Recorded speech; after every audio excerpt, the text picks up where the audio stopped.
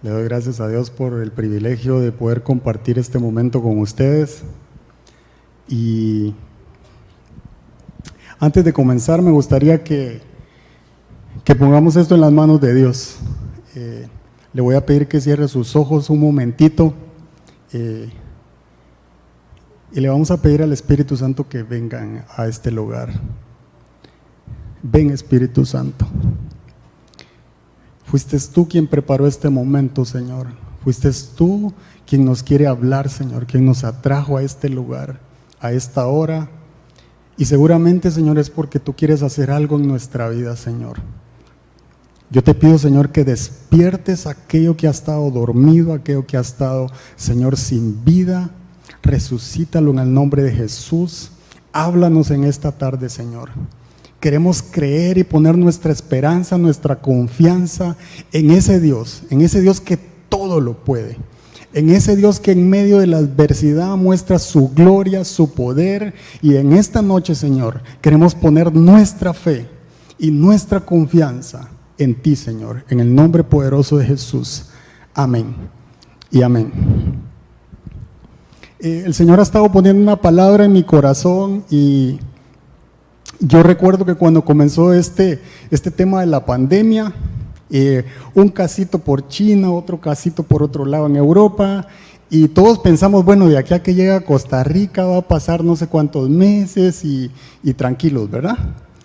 Pero no fueron más de 3 meses y nos mandaron a encerrar. El gobierno tomó la decisión y todo el mundo para la casa. Y eso nos cambió la forma de comportarnos, de vivir. Porque, mire, muchos ni siquiera estábamos acostumbrados a estar en la casa, en el día. Entonces todo fue como diferente, ¿verdad? Algunos se quejaban del jefe en el trabajo y ahora son las esposas las que se quejan de nosotros en la casa. Entonces, todo nos cambió, ¿verdad? Y en todo lugar.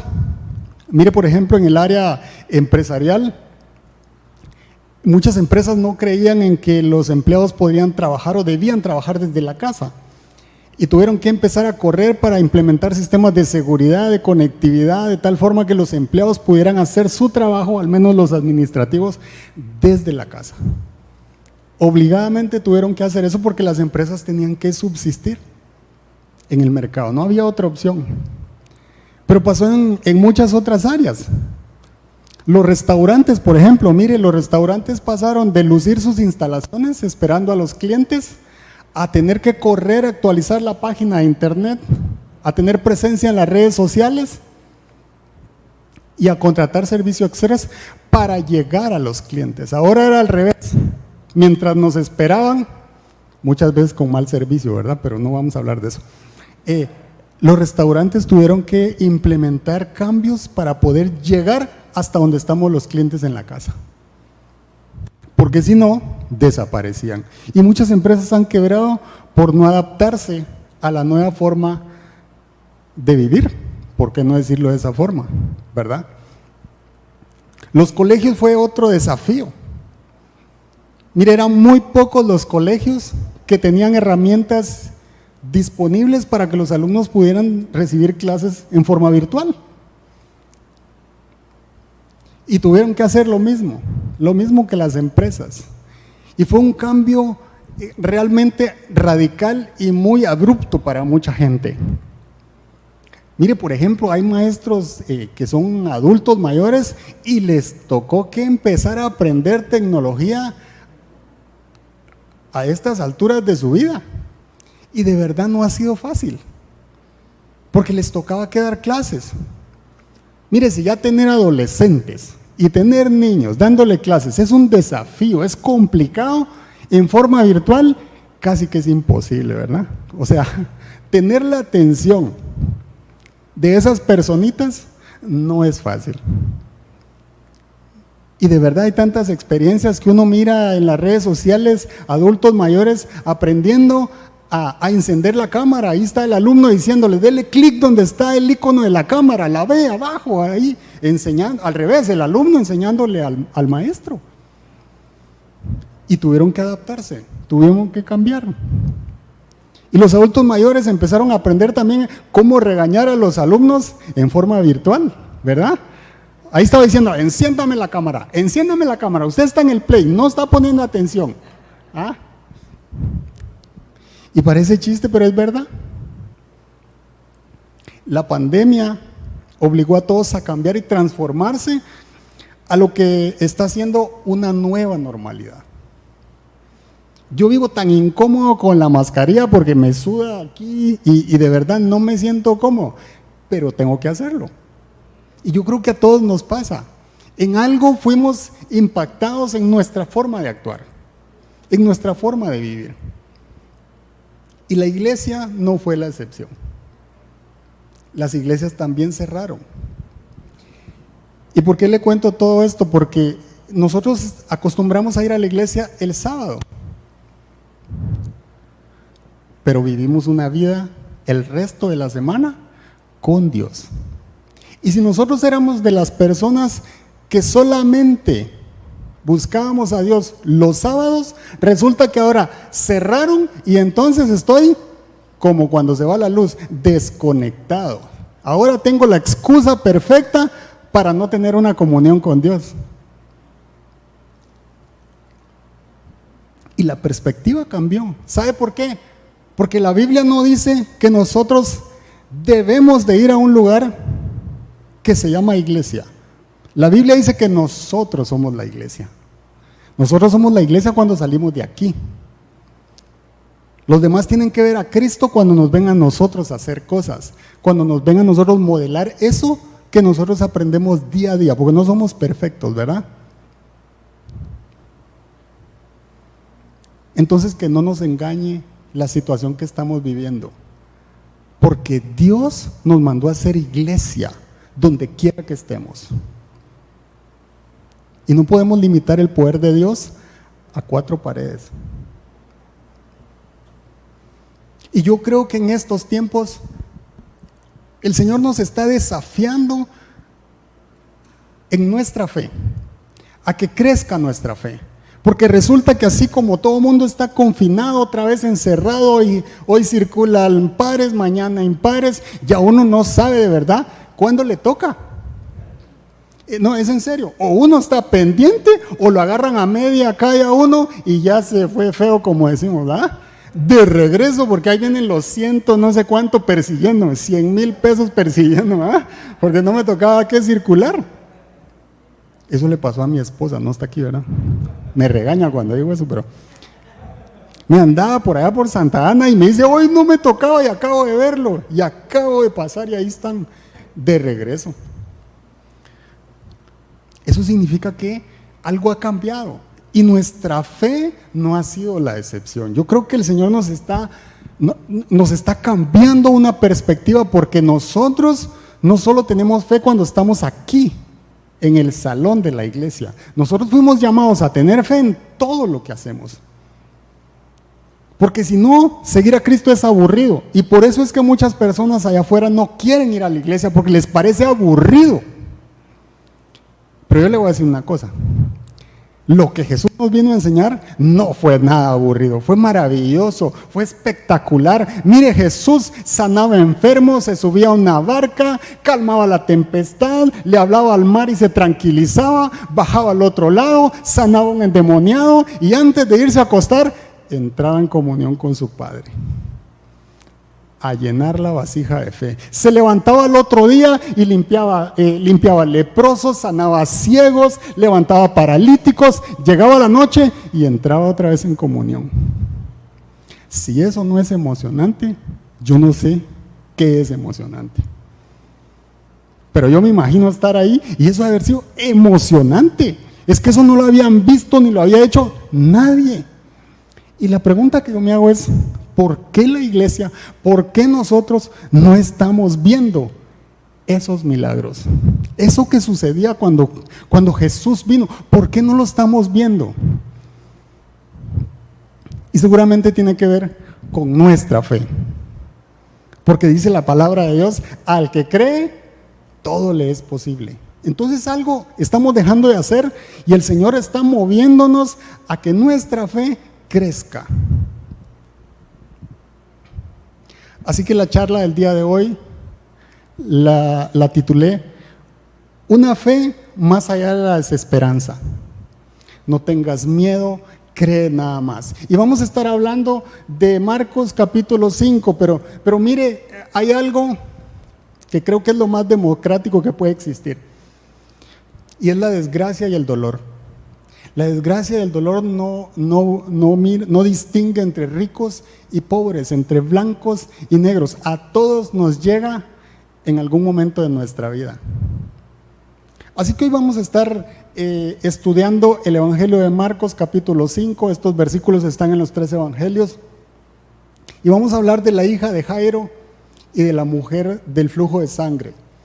Un milagro con un hombre que era rico, que era notable, que era respetable, que básicamente el equivalente a hoy día era un pastor en la sinagoga. Y por otro lado, una mujer que había perdido todo, que era pobre, que nadie quería cerca de ella por lo que padecía.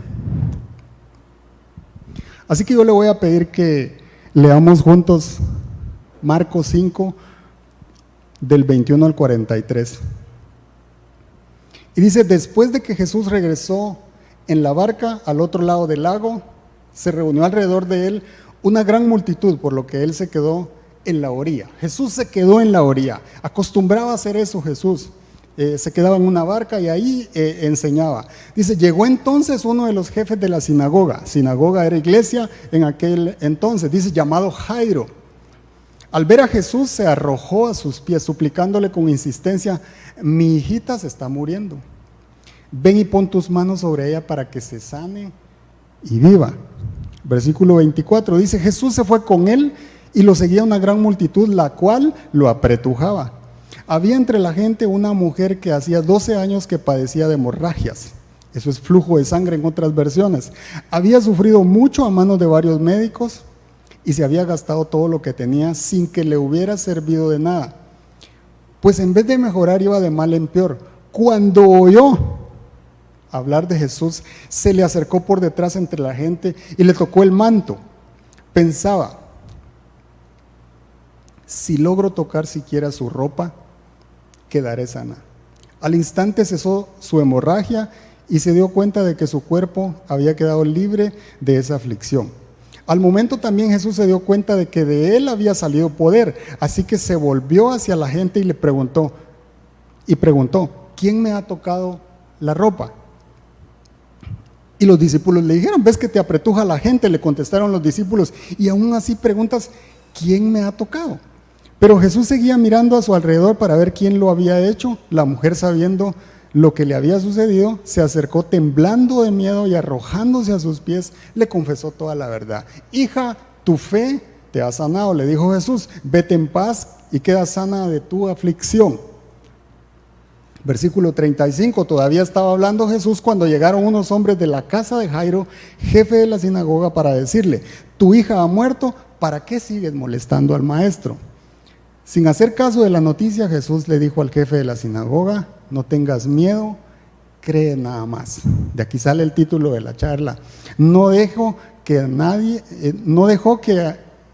lo acompañara, excepto Pedro, Jacobo y Juan, el hermano de Jacobo. Cuando llegaron a la casa del jefe de la sinagoga, Jesús notó el alboroto y que la gente lloraba y daba grandes alaridos. Entró y les dijo: ¿por qué tanto alboroto y llanto? La niña no está muerta, sino dormida.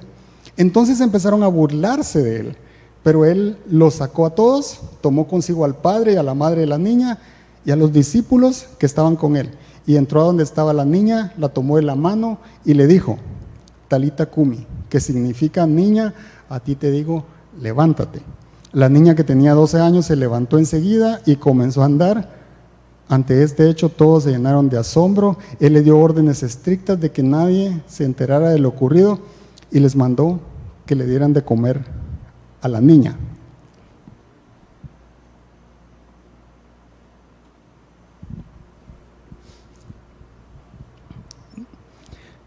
Yo quiero extraer de estos versículos 3 enseñanzas para que nuestra fe pueda crecer. Y los puntos son muy sencillos, pero creo que muy elementales para nuestra vida con Cristo. Y el primero de ellos es: La enseñanza número 1 es: cree nada más porque Jesús ya pagó el precio por nuestra sanidad. Y una cosa que sucede, no sé si a ustedes, pero a mí sí me pasa, es que cuando me dispongo a ir a la iglesia, yo estoy con toda la certeza que el ambiente se va a prestar para que yo me conecte con Dios. Yo sé que llego al parqueo, entro, y cuando empiece la alabanza, la letra de las alabanzas, cierro mis ojos, empieza la adoración, oro, después viene la palabra de Dios y todo lo que Él quiere decirnos, y el ambiente se presta para que nos conectemos con Dios. Pero ahora que cerraron las iglesias, ese ambiente no lo tengo en mi casa. Ese ambiente no hay alguien que me lo propicie, que me lo dé. Ahora resulta que en la casa soy yo el que intencionalmente tiene que crear ese ambiente. Y entonces, no sé a ustedes, pero al principio, por ejemplo, yo tengo que empezar a buscar en el celular y a ver qué música de adoración necesito y cuál me gusta, ¿verdad? Pero como usted sabe que el enemigo es sutil, ¿verdad? Uno agarra el celular y plaza a Spotify, a YouTube, a cualquier herramienta disponible para escuchar música, y hasta ahí todo va bien. Pero resulta que tras entra un mensajito de WhatsApp y entra otro, y después resultó que se me olvidó lo que iba a hacer y terminé leyéndome todos los periódicos deportivos, hasta la vida de los jugadores, quién va primero, quién va segundo y cómo es posible, y ya me metí a Facebook y me metí a Instagram, y cuando siento, híjola, ya me gasté 2 horas aquí y no adoré. Y eso no le pasa solo a los hombres. Mire, las mujeres entran a buscar música de adoración y terminan siendo ministradas con la música de Chayanne. Yo no sé si conocen a ese hermano, pero no, es cierto. O sea, ¿sabe por qué? Porque las plataformas le sugieren lo que usted quiere oír. Tienen motores de búsqueda que le dicen a usted, en buena teoría, lo que a usted le gusta, y entonces termina uno haciendo lo que no debe. Uno termina haciendo lo que no es importante. Y entonces el propiciar ese ambiente para conectarnos con el Señor va quedando por un lado. Y va quedando por un lado, y entonces resulta que empieza a agobiarme el estrés, el trabajo.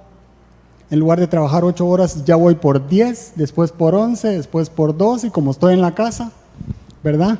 Pero tarde o temprano el estrés empieza a hacer su trabajito, ¿verdad? Y entonces empezamos con dolor de espalda, dolor de cabeza, y es porque no nos estamos conectando con el Señor. Inconscientemente, ¿sabe qué está pasando? Que nosotros estamos limitando a que el poder de Dios únicamente funciona en las 4 paredes de la iglesia, no afuera, no en mi casa, no en mi vida.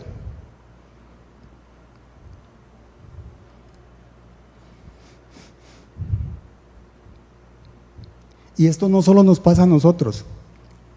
Déjeme contarle una historia rapidito. Mire, esto le pasó a los filisteos y a los israelitas. ¿Sabe qué pasó? Los filisteos acosando a los israelitas durante 40 días. ¿Sabe quiénes eran los israelitas? El pueblo de Dios. Y cuando estaban ahí frente a frente, los filisteos los agobiaban, y así nos agobian las necesidades a nosotros. ¿Y sabe qué pasaba con los israelitas? Para atrás, para atrás, para atrás, para atrás, hasta que se les olvidó que ellos eran el pueblo de Dios. Un día, otro día, hasta que el espíritu de conmiseración se apodera de uno y uno resulta siendo víctima. ¿Víctima de qué? Víctima de la necesidad, víctima del estrés. Y se me olvida quién es Dios. Hasta que apareció David, un hombre conforme a lo que a Dios le agrada. Mira, un pastor de ovejas que llegó a dejar comidita, él sí sabía quién era.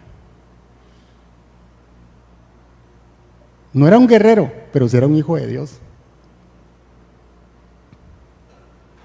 Nosotros tenemos que hablar y disponer nuestra adoración a Dios. David dijo, yo vengo en el nombre del Dios de los ejércitos. Y nosotros así le tenemos que hablar a la distracción, a todo aquello que nos va apartando poco a poco de lo que Dios quiere en nuestra vida. Porque si no, terminamos alejados de Él. Terminamos como el pueblo de Israel, amenazados, distraídos, con miedo.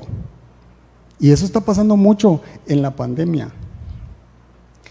Y déjeme darle un ejemplo muy práctico de lo que nos pasa. Mire, terminamos adueñándonos de la enfermedad. ¿Sabe cómo decimos? Es que esta mi alergia, es que esta mi migraña, es que esta mi enfermedad, esta mi adicción no me deja. Y entonces, ¿de quién es ese padecer? Mío. Es mío, es mi enfermedad, es mi adicción, es mi problema. Y entonces resulta que como es mío, no se lo cedo a nadie.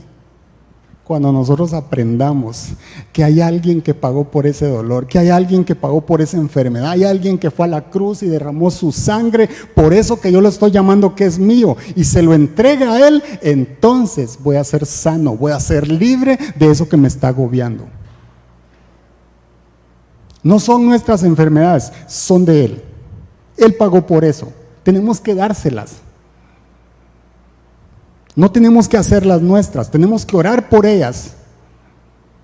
Porque en la boca, dice Proverbios 18, está el poder de la vida y de la muerte. Tenemos que hablar vida entonces.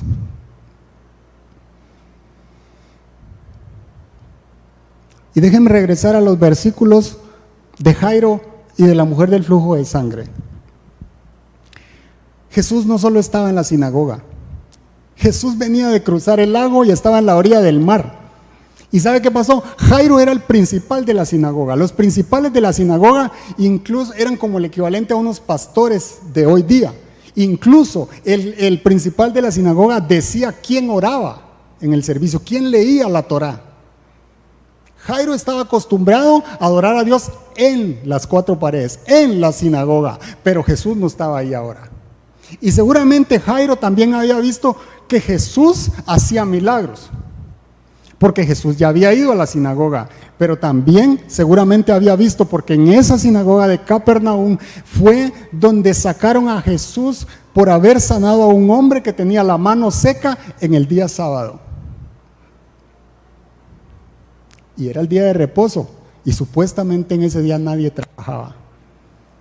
Pero ¿sabe qué tuvo que hacer Jairo? Su necesidad era tan grande, porque era su hija la que se estaba muriendo, que tuvo que ir en busca de Jesús. Él tuvo que preparar el ambiente, él tuvo que salir de donde estaba, y eso no fue fácil. Eso lo que me dice es que nosotros tenemos que ir a la cruz una y otra vez. Nosotros tenemos que ir a donde alguien pagó por eso que yo necesito. No me puedo quedar tranquilo, tengo que ir a donde está Jesús. Ese es nuestro acceso al reino. Miren lo que dice Levítico 15:25. Perdón, voy a regresar. Mateo 9:35. Esto era lo que Jesús hacía, porque no se mantenía solo en la sinagoga. Dice Mateo 9:35, Jesús recorría todos los pueblos y aldeas enseñando en las sinagogas. La segunda cosa que hacía era anunciando las buenas nuevas del reino. Y tercero, sanando toda enfermedad y toda dolencia. Jesús no se mantenía solo en las cuatro paredes de la iglesia. Jesús salía porque el reino de los cielos tenía que irrumpir donde quiera que Él iba, a todo lugar. Jesús está en tu cuarto, Jesús está en tu habitación, Jesús está en tu vehículo, Jesús está en tu trabajo. Él está viendo lo que haces, Él está viendo si lo adorás con lo que haces. Porque nosotros le necesitamos a Él. Y Levítico 15:25 dice, cuando una mujer tenga flujo continuo de sangre. Esta es la Torá, es el Pentateuco, son los primeros 5 libros de la Biblia. Y mire lo que decía acerca de la mujer que estaba padeciendo de hemorragia o flujo de sangre. Cuando una mujer tenga flujo continuo de sangre fuera de su periodo menstrual o cuando se le prolongue el flujo, quedará impura todo el tiempo que le dure, como durante su periodo. Cuando una mujer estaba en su periodo tenía 7 días que prácticamente era impura. Eso significa que no podía estar en contacto con nadie, ni con su esposo porque lo contagiaba, lo volvía impuro también, ni con sus hijos porque los volvía impuros. Pero esta mujer tenía 12 años de ser considerada impura. Y la ley judía le prohibía entrar en la sinagoga. ¿Usted sabe qué era eso? Ella no podía tener contacto, en buena teoría, con Dios, porque no podía ir a la sinagoga. Ella no podía tener contacto con sus hijos porque los contaminaba. Ella no podía tener contacto con su esposo si lo tenía porque lo contagiaba.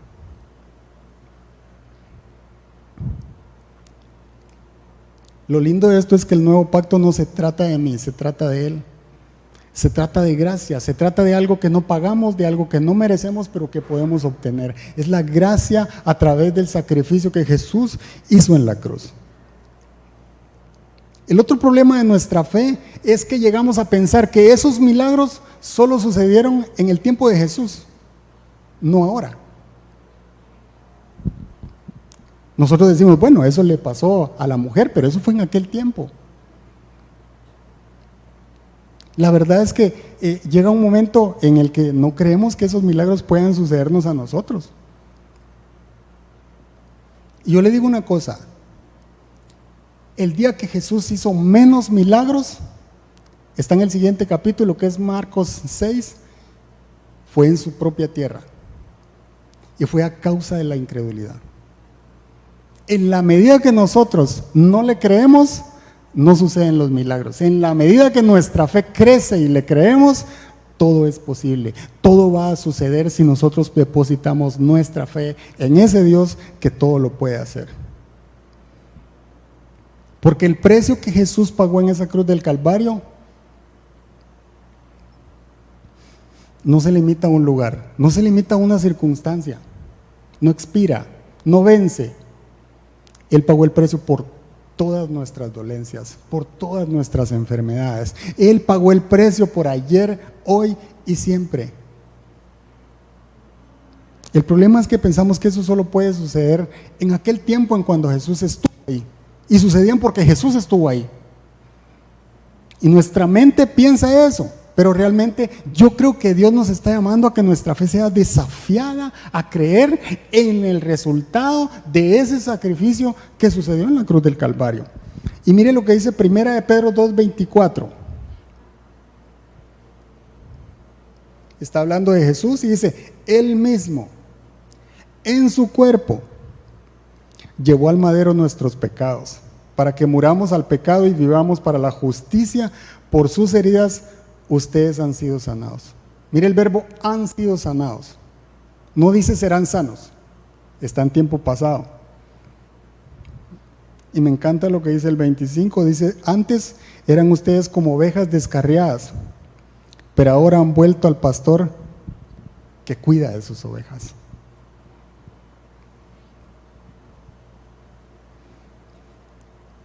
Cree nada más porque Jesús pagó el precio por esa enfermedad que puedas estar pasando.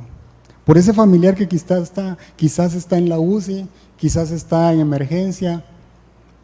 Créelo, porque hay alguien que pagó el precio por él. Y mientras haya 1% de vida, dice, hay 99% de fe, de esperanza, que Dios puede hacer algo. Porque Él pagó el precio por eso.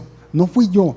No fuiste tú, fue Jesús el que fue a la cruz, el que pagó el precio por esa enfermedad. Y es Él el que dice, por sus llagas hemos sido nosotros curados.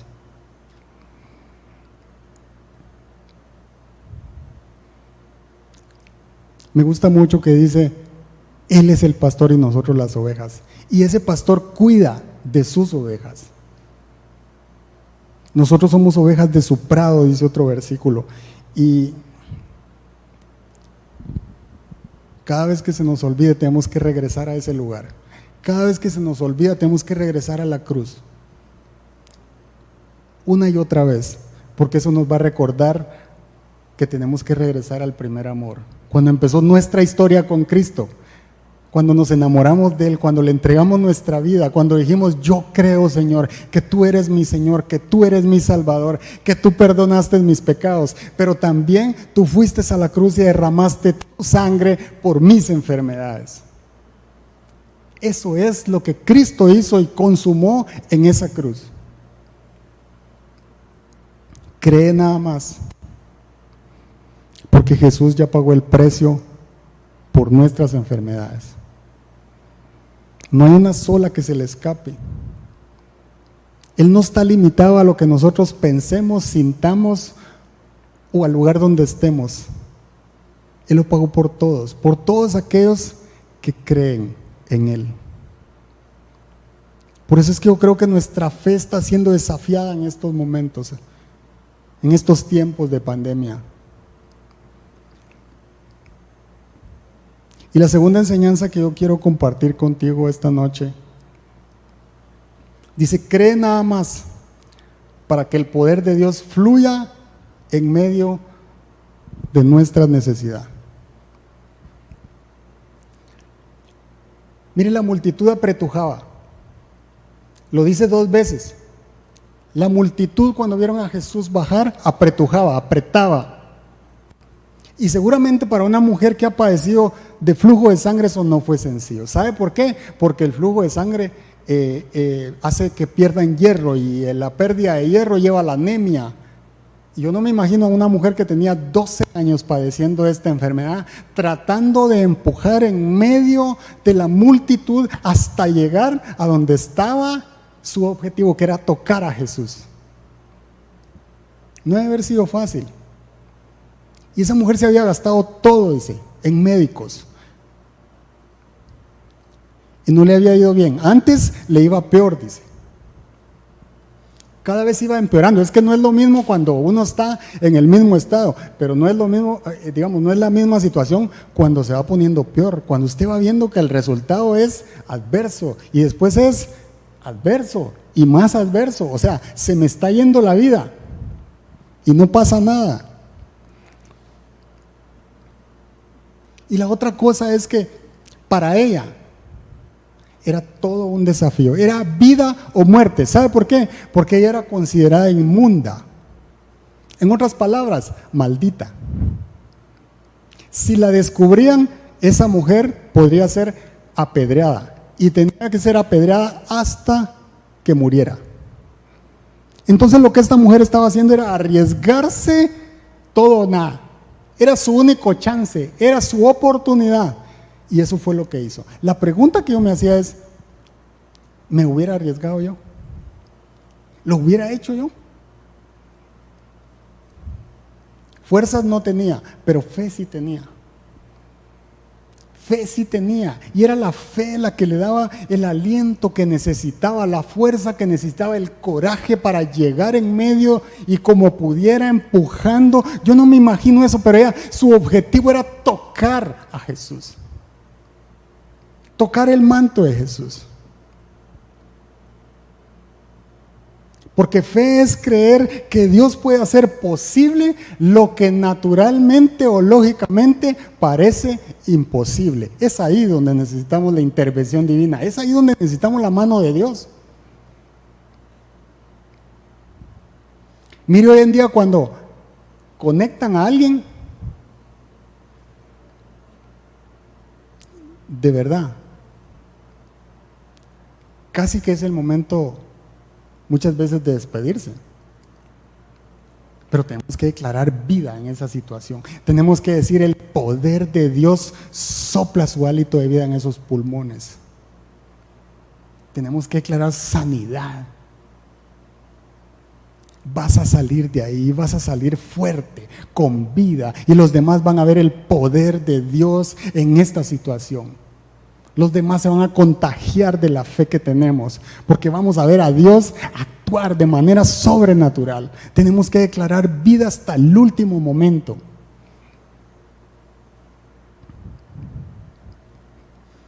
Porque déjeme decirle algo, Dios no va a responder porque nosotros lloremos más o nos quejemos más. Eso no va a pasar. La necesidad no hace que fluya el poder de Dios. Creerle, sí. Se lo voy a repetir. La necesidad no hace que fluya el poder de Dios. Creerle, sí.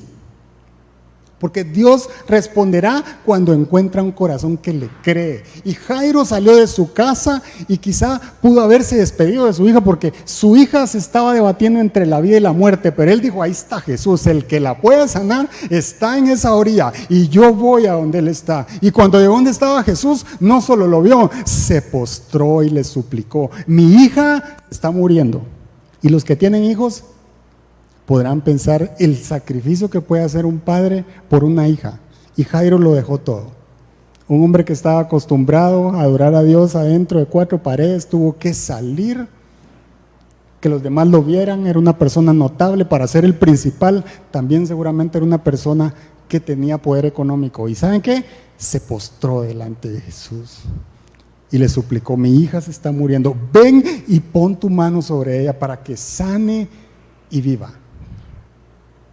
Y la mujer empujó con sus pocas fuerzas que pudo hasta llegar hasta donde estaba Jesús. Muchas de las figuras que nos muestra Google, la mujer se está arrastrando para mostrarnos el sacrificio que tuvo que hacer para poder tocar a Jesús. Y mire, una mujer que era impura ante la sociedad, tocó al único hombre que es puro y sin mancha. Y no fue solo un milagro el de la mujer que tocó el manto de Jesús, porque si ella empujó a varias personas, esas personas quedaron impuras también, antes de que tocara a Jesús. Jesús tuvo que hacer varios milagros en uno solo. Pero yo me hacía la pregunta, ¿por qué le tocó el manto? ¿Por qué no le tocó la sandalia? ¿Qué era más fácil? ¿Verdad? Si la mujer se iba arrastrando, no sé, ¿por qué no la sandalia? ¿Por qué no la rodilla? ¿Por qué no la mano? No, la mujer tocó el manto de Jesús. Y déjeme explicarle un poquito a qué se refiere con el manto, porque eso me llamó mucho la atención. El manto, realmente la palabra que se utiliza ahí es talit. Talit significa manto de oración. Yo no sé si usted ha visto las películas antiguas, pero usaban una túnica, ¿verdad? Y encima usaban un talit. Ese talit se llama manto de oración. Es como un chal que le llaman las mujeres ahora, ¿verdad? Ese chal, leámoslo en Números 15:37 para que nos pongamos en contexto. Dice, Números 15:37 al 41. El Señor le ordenó a Moisés que les dijera a los israelitas, ustedes y todos sus descendientes deberán confeccionarse flecos y coserlos sobre sus vestidos con hilo de color púrpura. Estos flecos les ayudarán a recordar que deben cumplir con todos los mandamientos del Señor y que no deben prostituirse ni dejarse llevar por los impulsos de su corazón ni por los deseos de sus ojos. Tendrán presentes todos mis mandamientos y los pondrán por obra, así serán mi pueblo consagrado. Yo soy el Señor su Dios que los sacó de Egipto para ser su Dios, yo soy el Señor. Ese manto que usaban tenía 4 puntas. En esas 4 puntas le diseñaban esos flecos. Esos flecos, la palabra que utiliza en griego es kanaf. Esos flecos son los que describe ahí cómo coserlos. Y estaban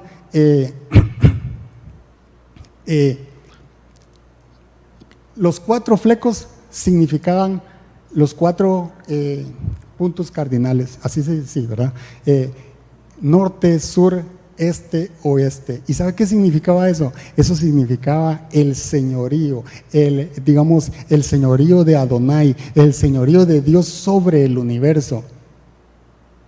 En otras palabras, el manto significaba conectado con el nuevo pacto de Dios. Yo soy fiel a los mandamientos de papá. Eso es lo que significaba el manto. Y la palabra que se utiliza para eso es talit. Y los 4 flecos es la palabra kanaf. Y kanaf significaba alas de hebreo. Ese era el significado de eso.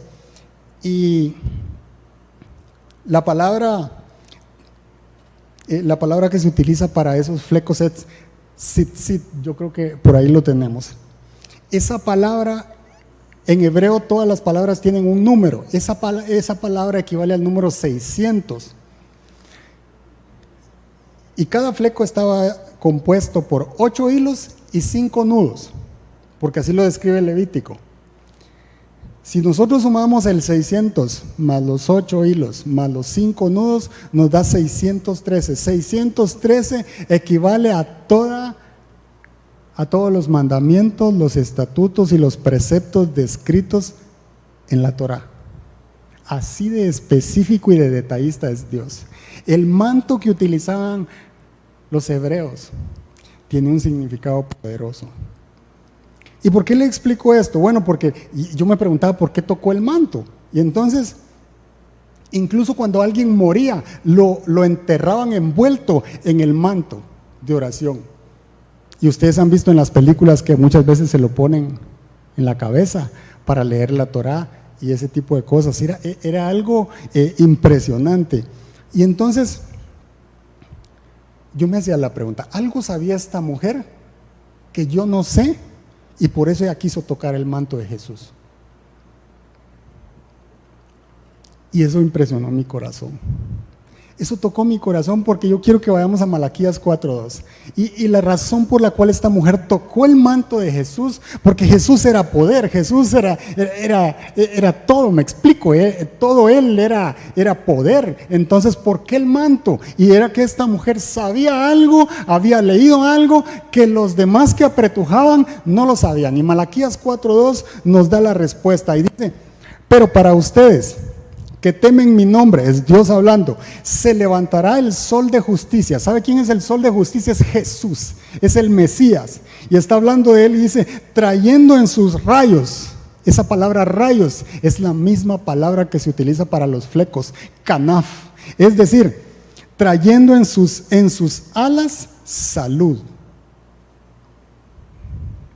Y ustedes saldrán saltando como becerros recién alimentados. La razón por la cual esta mujer quería tocar el fleco del manto de Jesús, es porque ella sabía la profecía de que ese Jesús al que ella iba a tocar era el Mesías. Y el único que podía sanarla, porque en esos flecos había poder, era Jesús. Por eso no fue la sandalia, fue el fleco, la profecía. En otras palabras, esta mujer le estaba diciendo cuando tocó a Jesús, yo sé quién eres, yo te estuve esperando, tú eres mi sanador, tú eres mi Dios. ¿Y cuántas veces nosotros le hablamos a la enfermedad así? Yo te voy a orar hasta que me responda, Señor. Yo te voy a orar y me voy a postrar hasta que te escuche, hasta que me digas lo que va a pasar con esto que estoy padeciendo, porque fuiste a la cruz, derramaste tu sangre y yo quiero ser sana. Yo quiero ser sano. Por eso la mujer quería tocar el fleco de Jesús. Esta es la misma palabra que se utiliza en el Salmo 91 cuando dice: el que habita el abrigo del Altísimo morará bajo la sombra del Omnipotente y bajo sus alas encuentro refugio. Es la misma palabra.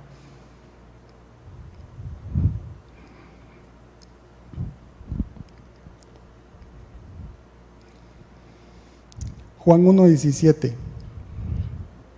dice: porque pues la ley fue dada por medio de Moisés, mientras que la gracia y la verdad nos han llegado por medio de Jesucristo. Mire, la ley declaraba impura a esta mujer, maldita, con pecado, excluida de la sociedad. Pero la gracia la declaró sana, la declaró salva, la declaró limpia. Ese es Jesús. Eso es lo que hace Jesús con lo que nosotros padecemos. Ese sacrificio que fue hecho por amor nos da acceso a tantas cosas que no podemos hacerlo por nosotros, que no podemos ganarlo, que no podemos merecerlo, porque se trata de Él, se trata de su sangre, se trata del sacrificio que Jesús hizo en esa cruz del Calvario. La gracia nos recuerda quién se sacrificó por nosotros, quién pagó el precio por nuestras enfermedades. Juan 1:11 dice: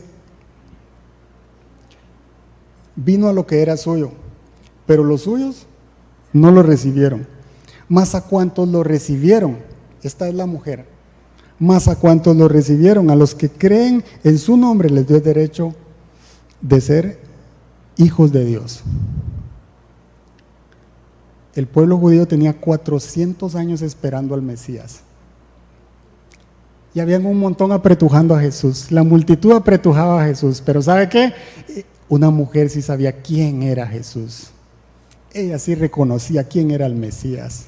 Ella sí sabía a dónde llevar su enfermedad. Ella sí sabía a dónde acudir. Y la pregunta que yo me hago es si usted y yo sabemos exactamente a quién acudir. A la red social, a quejarnos aquí, a quejarnos allá, o a entregarle todo al único que entregó y se sacrificó por nosotros.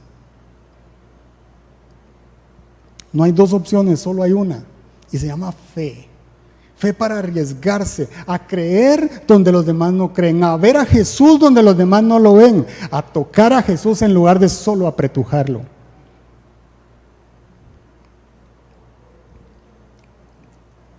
Y me fascina lo que Jesús hizo. Porque mire, Jesús no se tiraba un discurso de media hora. Y Jesús le responde muy directo, muy práctico. Y lo primero que le dice es, hija.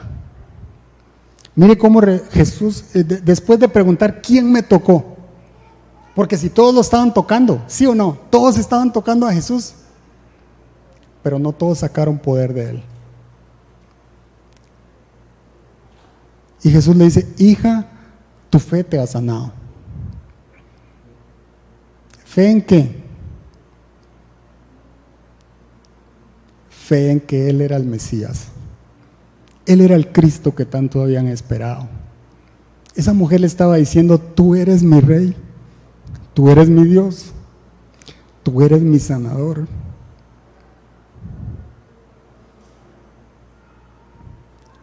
Pasó de ser rechazada por la sociedad a ser aceptada, a formar parte de la familia de Dios, porque Jesús le está diciendo, hija, hija. Cuando todos los demás nos rechazan, hay alguien que nos espera con los brazos abiertos y nos dice, hijo. No importa qué tanto hemos hecho, no importa qué tan mal nos hemos comportado, el Señor siempre tiene sus brazos abiertos y nos llama hijos. Porque no depende de nosotros, depende de Él. Y esa es la fe que tenemos que tener en Jesús. Fe para reconocer que mi ayuda viene del cielo, que mi ayuda viene de lo alto. Fe para interrumpir la agenda de Jesús. Jesús no iba buscando a la mujer con el flujo de sangre. Jesús iba hacia la casa de Jairo. Jesús estaba enseñando a las personas que lo seguían. Fe para poder llegar hasta donde está Jesús y sacar poder de Él. Esa era la fe de esa mujer. Fe para comprometer a que Dios irrumpa en nuestra situación. Fe para poder tocarlo hasta sacar poder de Dios. Esa es la fe que necesitamos en estos días.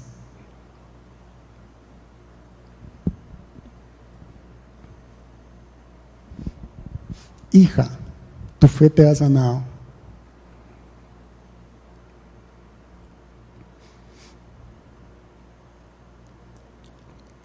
Y número 3, cree nada más a pesar de la desesperanza. Y usted coincidirá conmigo que hay veces en la vida que realmente la esperanza se va diluyendo poco a poquito. Poco a poquito.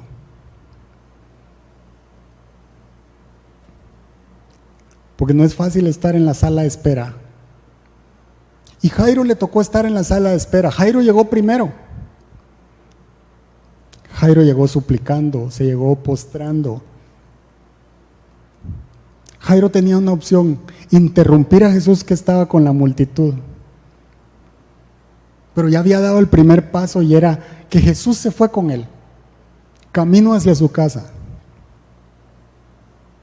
Pero a veces nos toca que estar en la sala de espera cuando le pedimos a Jesús algo y eso no es fácil, ¿verdad? Es como cuando nosotros vemos que le pedimos algo a Dios y resulta que prospera el que está a la par. Le pedimos algo a Dios y se lo da el vecino. Le pedimos que nos sane y resulta que sanó al amigo y a mí no. y yo sigo padeciendo, y ahí estamos en la sala de espera. Y eso es lo más horrible que le puede pasar a uno, estar en la sala de espera cuando uno está ahí esperando a que digan el nombre de uno, y espiritualmente nos pasa igual, y uno dice, pero yo le oro, y no pasa, y no pasa. A Jairo también le pasó, porque a veces nos toca pasar por ese proceso, y nos toca bailar con la más fea, como dicen.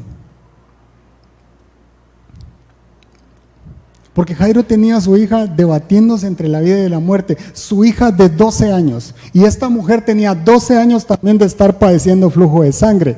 Mire, no es una coincidencia que cuando Jairo quizás celebró el nacimiento de su hija, esta mujer empezó a padecer el flujo de sangre. Pero en este momento Jairo pudo decir, mi hija se está muriendo, ¿cómo es posible que te parás a darle prioridad a esta mujer que está padeciendo de flujo de sangre? Ella puede esperar y mi hija se muere. Yo no sé si agarro y jalo a Jesús y me lo llevo para la casa, no sé, pero Jairo estaba pasando por un proceso de prueba de su fe.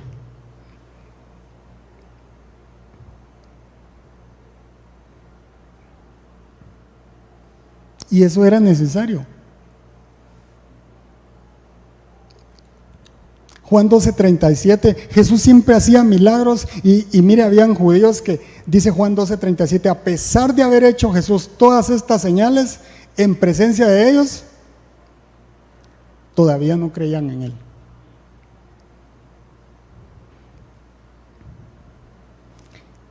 Y a veces nos pasa eso, ¿verdad? Nosotros vemos que sana al que está allá, pero a mí no, y entonces parece que no hay para mí.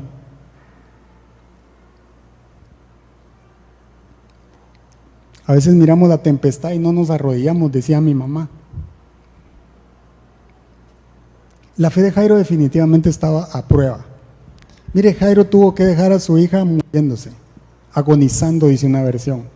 Yo no sé si hubiera dejado a mi hija agonizando, porque quizá pudo ser la última vez que hablara con ella, que la viera viva. Pero Jairo la deja ahí. Segunda cosa es que Jairo llega y hay una multitud con Jesús, y para hablarle a Jesús tuvo que esforzarse, tuvo que interrumpir a los que estaban ahí para llegar hasta donde estaba Jesús.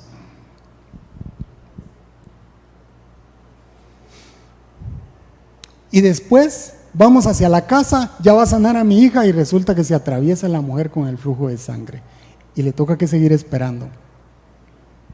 Y Jairo tenía que seguir creyendo y tenía que seguir caminando. Y a veces nos pasa eso. Pero ¿sabe qué? Jesús no hace los milagros dependiendo del número de la fila en la que yo me siento en la iglesia, ni dependiendo de la reputación, ni dependiendo del nivel de liderazgo. Jesús no obra de esa manera. Y Jairo, a pesar de ser el principal de la sinagoga, le tocó que esperar. Y seguía esperando, a pesar de que su hija se debatía entre la vida y la muerte. Yo quiero que piense por un momento, ¿qué pasaba por la mente de Jairo? Porque él podía hasta pensar, qué imprudente es Jesús, que en lugar de atender a mi hija que se está muriendo, pasa y se detiene y hace tiempo con esta mujer y le pregunta por qué lo tocó. Parece una imprudencia, mi hija está a punto de morirse. Y nosotros decimos muchas veces, están a punto de quitarme la casa, Señor, y no me respondes. Solo tengo comida para mañana, Señor, y no sé qué hacer. La enfermedad me sigue agobiando, mi cuerpo lo sigue padeciendo y no me respondes. Por eso la paciencia es un fruto del Espíritu Santo. Y justo cuando Jesús sana a la mujer, para terminarla, aparecen los que venían de la casa de Jairo, para decirle, versículo 35, al final del versículo 35 dice, tu hija ha muerto. Se acabó la onda. Tu hija ha muerto, Jairo. ¿Para qué sigues molestando al maestro? Y Jesús sabe lo que está pasando en la vida de Jairo, Jesús sabe lo que pasa en el corazón de Jairo, Jesús sabe cuando estamos desmayando, cuando estamos en el suelo y ya no podemos levantarnos, Jesús sabe cuando definitivamente el llanto es lo único que nos queda y solo nos queda llorar y llorar y llorar y esperar a que Dios responda. Y Jesús le dice, sin hacer caso de la noticia, Jesús le dijo al jefe de la sinagoga, no tengas miedo. Él sabía que Jairo tenía miedo. Cree nada más. Sobre llovido mojado, dice el refrán. Era como un dardo envenenado. O sea, finalmente consigo que Jesús venga a mi casa, finalmente tengo la atención de Jesús y yo sé que Él me puede sanar a mi hija, y resulta que vienen y me dicen, se murió. No molestes más al maestro. Mire, a veces somos buenos para dar malas noticias, pero no para darle esperanza a otro. No molestes más al maestro, le dijeron a Jairo. O sea, Jesús era tan importante para estas personas que no había que molestarlo. Pero no creían que Jesús era tan importante que era el único que podía resucitarla.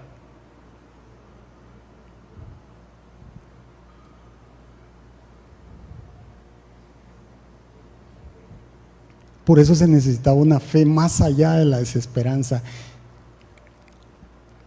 Pero finalmente llegan a la casa y Jairo dice, si Jesús sigue conmigo, algo va a pasar. Algo va a pasar. Y llegan a la casa, y ahí está en versículo 40. Mire, Jesús llega y dice, ¿por qué tanto alboroto? La niña solo duerme. ¿Y sabe por qué Jesús? Porque yo me preguntaba, ¿cómo va a llegar Jesús donde están llorando a la niña que se murió? Y dice, cállense todos. Dejen el alboroto, la niña solo duerme. Y qué raro, ¿verdad? En los tiempos de Jesús, incluso en algunas culturas todavía, hay algo que le llaman plañideras. Jeremías 9 describe las plañideras. Eran lloronas que contrataban profesionales que lloraban en los duelos, a los muertos. Entonces, dependiendo de la capacidad económica que tenía la persona, le pagaba, no sé, 5 colones por llorar 2 minutos, ¿sí me explico? Y si gime o qué sé yo, y si se lamenta más, le pago más. Eran lloronas profesionales. Yo desde que conocí a Cristo, yo creo que no necesito esos servicios. Por mí quieran, porque yo soy un llorón. Pero mire, por eso es que Jesús sabe que lo que están haciendo no es auténtico. No están llorando a la niña, fueron contratadas, fueron lloronas profesionales que habían contratado y estaban llorando y haciendo alboroto porque tenían que hacerlo.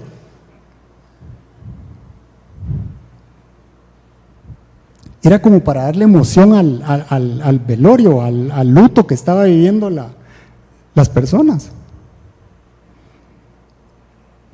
Y cuando Jesús, tranquilas, dejen el alboroto. Se burlaron de Jesús. ¿Sabe por qué pasó ese milagro? Porque todos tenían que ver lo que Jesús iba a hacer. Solo hay alguien que tiene poder sobre la muerte. Solo hay uno que tiene la autoridad de sanar tu enfermedad. Solo hay alguien que te puede levantar de eso que estás sufriendo. Solo hay uno y se llama Cristo. Solo hay alguien que se puede levantar a tu favor. Solo hay alguien que puede tocarte y todo va a suceder a tu alrededor y se llama Cristo. Y Jesús entró, tomó a la niña y ¿sabe qué le dice? Talita cumi. Talita es el femenino de cordero. También significa niña. Pero talita también viene del talit de Jesús. La mujer del flujo de sangre sanó cuando tocó los flecos del manto de Jesús. Cuando una niña cumplía 12 años, la envolvían en el talit porque pasaba de niña a mujer. Y Jesús le dice, talita cumi, levántate. Levántate. Es como cuando un papá se acerca al cuarto de su hija y le dice, mi amor, hija, hijita, levántate.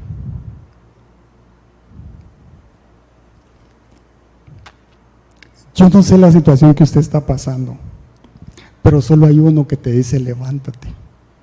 Yo no sé quién sepultó nuestros sueños, pero yo le pido a Dios que Él en este día, a esta hora, en este momento, resucite nuestros sueños, nuestra esperanza, nuestra fe, para creer lo que solo Él puede hacer. Yo le voy a pedir de favor que se ponga de pie.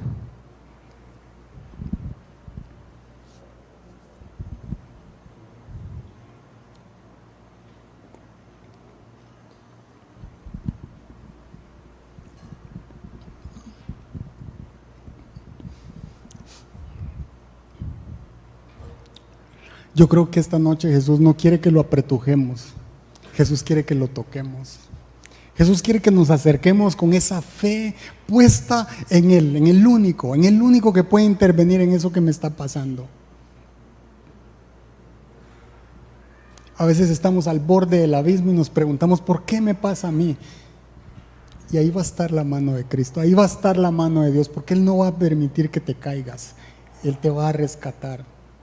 Él fue a la cruz por un objetivo y es salvarnos, por darnos vida y darnos vida en abundancia, dice su palabra. Es momento de que nuestra fe interrumpa el reino de los cielos. Es momento de que nuestra fe interrumpa donde Jesús esté haciendo algo, que nuestra fe interrumpa lo que está haciendo para que podamos sacar poder de Dios. Es momento de poner esa situación que te agobia en las manos del único que puede actuar a tu favor, y se llama Cristo. No importa si se han burlado de nosotros, no importa, vamos a seguir creyendo, vamos a creerle al único que puede hacer todo posible. Porque Dios no está confinado, Dios no está encerrado, Dios es el Señor de señores. Él sigue siendo el Rey de reyes, Él sigue siendo nuestro Dios todopoderoso. Él es el único que puede levantarnos de la situación que estemos pasando. Es momento de que nuestra fe sea una fe que haga la diferencia. Y quiero terminar diciéndote lo que le pasó, Hechos 16:25, eso no está proyectado ahí, cuando Pablo y Silas los encarcelan y los meten al rincón de la cárcel donde no hay ni luz, y ellos empiezan a adorar. Y Pablo y Silas empiezan a adorar al Señor con todo su corazón, entregando todo. Y mire, el Señor empezó a hacer que temblara, a que las paredes se cayeran, a que las cadenas fueran rotas, hasta que fueron libres de esa cárcel. Y yo creo que Dios te está hablando esta noche. Yo creo que Dios nos está hablando esta noche, porque cuando nosotros le adoramos, Él interviene en nuestra situación. Cuando nosotros le entregamos todo, Él hace algo a nuestro favor. Cuando nosotros le adoramos, algo maravilloso pasa en nuestra vida que solo Dios puede hacer. Así que yo te voy a pedir, adóralo. Adóralo con todo tu corazón. Deposita todas tus esperanzas en el mejor lugar. Si sientes que no tienes fe, dile: Señor, necesito fe.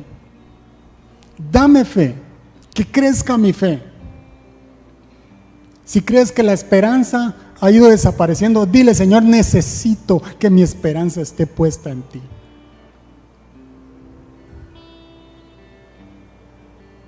Adóralo con todo tu corazón, como Él se merece.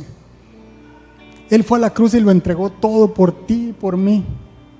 Por eso lo adoramos, porque cuando nosotros lo adoramos entramos al trono de la gracia, entramos confiadamente ahí donde está papá, ahí donde papá dice: levántate, levántate, levántate, levántate, levanta tus brazos y adóralo y dile lo que hay en tu corazón. El reino de los cielos está aquí, está ahora, dice su palabra, y nosotros creemos, nuestra fe está puesta en ese Dios que todo lo puede, en ese Dios sobrenatural. Él es nuestro Padre. Señor, te adoramos. Te adoramos, Señor. Ven a este lugar. Ven, Señor, y sana toda enfermedad, sana toda dolencia, Señor, toda situación financiera, Señor. En el nombre de Jesús. Quita la escasez, Padre. Quita toda opresión y trae sanidad, Señor. Sopla vida en el nombre de Jesús. Sopla vida, Señor. Y nosotros te adoramos, Padre. Nosotros levantamos nuestra adoración para decirte lo bueno que tú eres. Tú eres nuestro Dios. Tú te levantas a nuestro favor. Te entregamos todo, Señor. Fluye en este lugar. Que tu Espíritu Santo toque la vida de cada persona, cada corazón, cada necesidad, Señor. La traemos aquí delante de ti. Maravíllanos, Padre. Queremos verte, queremos glorificarte, Señor.